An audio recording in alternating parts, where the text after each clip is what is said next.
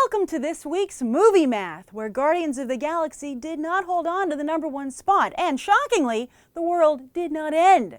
In fact, it kept on spinning quite nicely, as Guardians did demonstrate an amazing second weekend hold in what is turning out to be a spectacular August for Hollywood. One could even argue that Guardians was its own worst enemy, as its boffo debut and reception last weekend likely made audiences more open to going to the movies again this weekend and checking out the latest offering. Finally, Hollywood seems to have turned things around as it begins to shrink the drop in overall revenue from last year. And say what you will about Michael Bay as an artist, but there's no denying he's a master businessman. At this point, it would seem he's a junior James Cameron, another blockbuster director who consistently defies his haters and proves there's a very large audience for visual effects-heavy pictures with a strong dose of schmaltz. After being the first and only filmmaker this year to join the $1 billion club, Bay's Teenage Mutant Ninja Turtles, which he produced, seriously overperformed this weekend, coming in at around $65 million.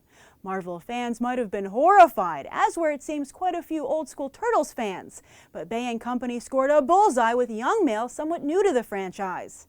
And just like Guardians, August is now 2 for 2, not just with box office hits, but greenlit sequels, as Paramount and Bay quickly announced that Teenage Mutant Ninja Turtles 2 is set for June 3, 2016.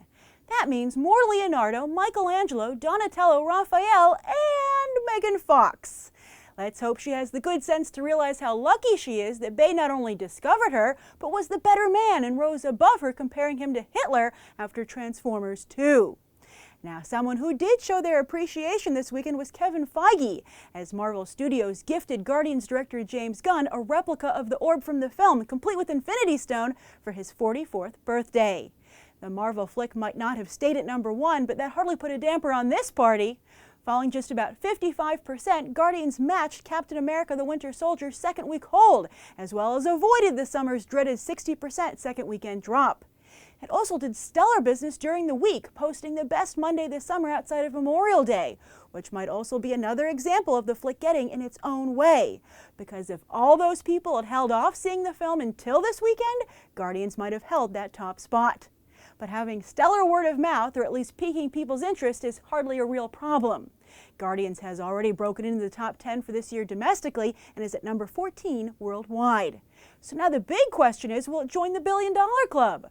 With the exception of Transformers: Age of Extinction, all the other contenders this year have so far tapped out in the $700 million range. But while Bay might have scored that bullseye, the other new releases this weekend sailed past the target almost entirely. Into the Storm debuted with a little under $20 million, less than half of Twister's debut back in 1996. This debut was more in line with disaster picks like Volcano and Poseidon, which also lacked real star power. Likewise, the 100-Foot Journey debuted on par with Disney's other Hollywood meets India flick this year, $1 Million Arm.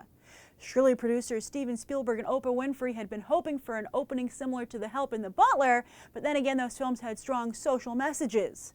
The 100-Foot Journey might have felt it was enough to be the next Chocolat, which Lasse Hallström also directed, but it looks like audiences have chosen Jon Favreau as their chef of choice this summer, a film which, by the way, made it clear in its advertising campaign that it also had a strong message.